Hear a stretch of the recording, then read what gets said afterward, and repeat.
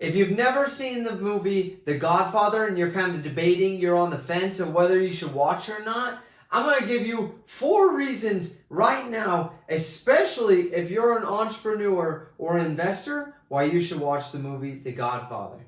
Reason number 1 is teamwork.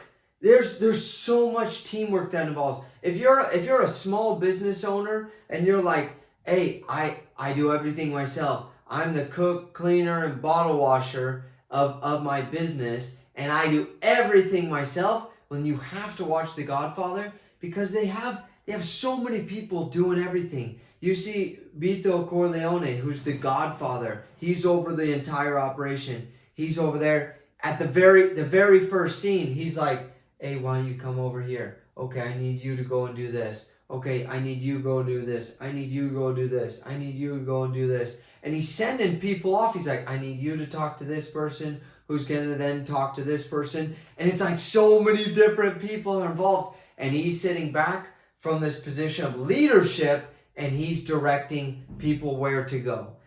In your business, if you're the only one, you're like, oh, I'll go talk to this guy. I'll go do this. I'll go do this. I'll go do this. You have to watch The Godfather. Here's kind of how they have it set up. They have the Godfather right here. He's the leader over everyone, and he's given directions to everybody of what to do. Then there's the consigliere,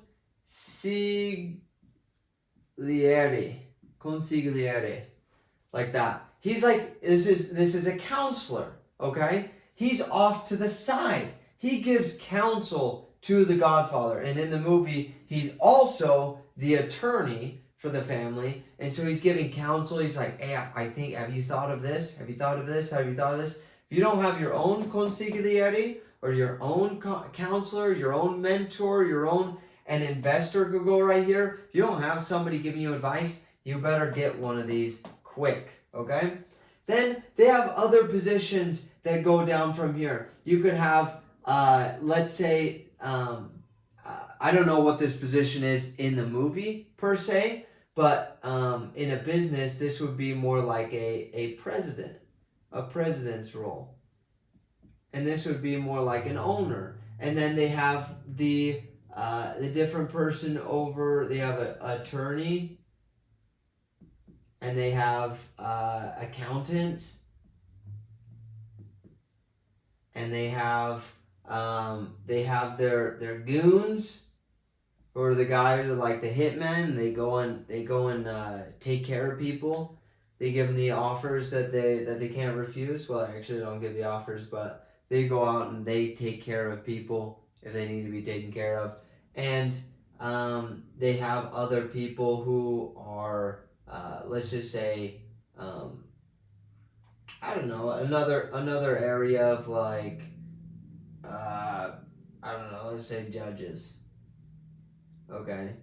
And something important, I'm not going to get too far in depth. We'll get that in a second, real life politics, but they have lots of different people on their payroll. And then down below here, they have other attorneys and other accountants and other goons and other judges and other people below them. Like, oh, we need entertainment. Okay, let's get entertainment. We need other presidents over these different businesses that they have. So they have tons of different people. They have 100, 200, 300 different people that are all involved in this huge empire that they created. Now, as a business owner and kind of with everything, you have to have teams. If you're doing everything yourself, you have to get other people who are specialized and work together. That's a really cool part. Number 1 is teamwork. Number 2 is sales. There's an example I'm going to give. There's so many examples I can give. One of them is the final sit down where they have. So if you've seen the movie, remember where they're having this conflict between the 5 families in New York of there are 5 mafia families, and they're all fighting with one another, and they're killing one another, and it's just an awful scene Well, Vito Corleone right here, the Godfather, he brings together all 5 families and all their people, and they sit at this big table, and he gets up and he gives this speech. Now you could call this speech, it's a sale. That's what it is. He's trying to sell his idea of what should happen with the families. And he says, I don't know how it ever came to this. I don't know how it ever came to this. It kind of sounds like a Donald Trump. I don't know how it ever came to this. How did we ever fight amongst one another? And he says, I'm ready to bring the peace together here today. Okay. I definitely sound like Donald Trump. And he's like, we need to bring everybody together. I'm willing to bring to settle the peace here today. Your son has died, my son has died. I'm not going to kill another person. I swear upon my family's graves that they will never kill anybody again. And then he says this at the very end of his sale. He says, but if I find he says this, I'm a very superstitious man. And if anything should happen to any of my sons, that they get into a car accident or they get hit by a bolt of lightning, I will hold some of the people here at this table accountable. And he just gives that boom right at the end where he's like, I agree to this, but if anybody breaks this, I will hold you guys accountable.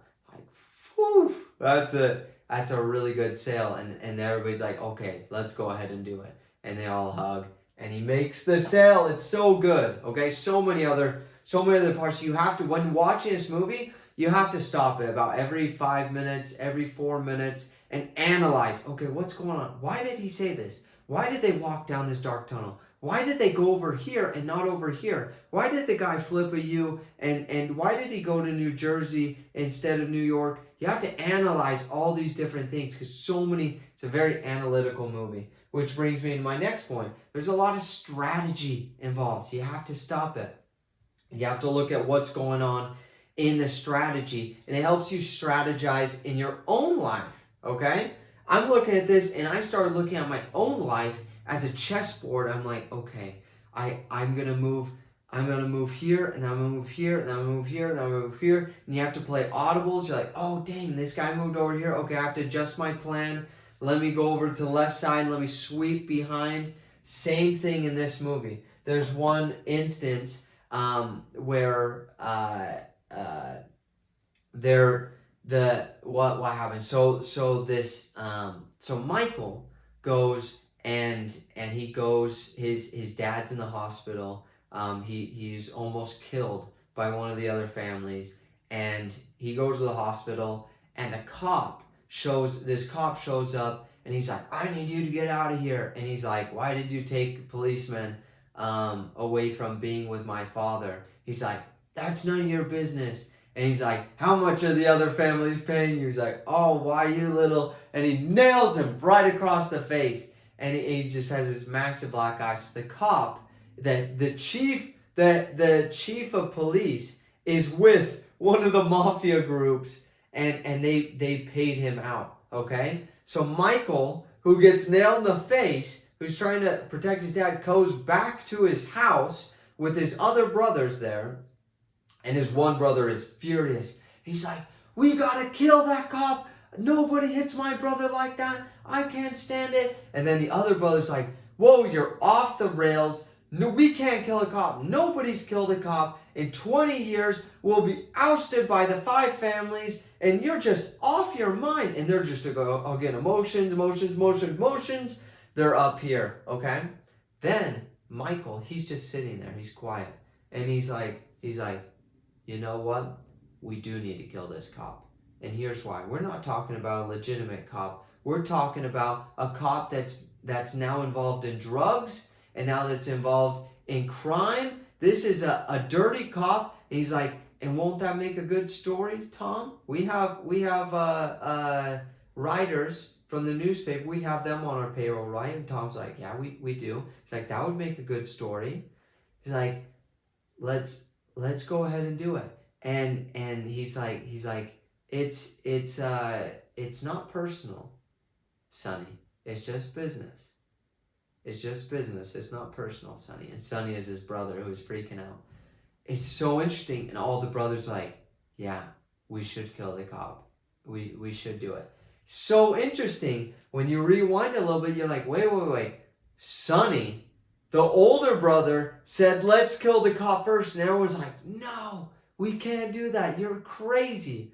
And then Michael said, we have to kill the cop. And here's why, and here are all the reasons, and here's how it's going to work out for us. And all the brothers are like, yeah, we do need to kill it. Same exact idea, but one sold their idea a lot more, and he also had strategy.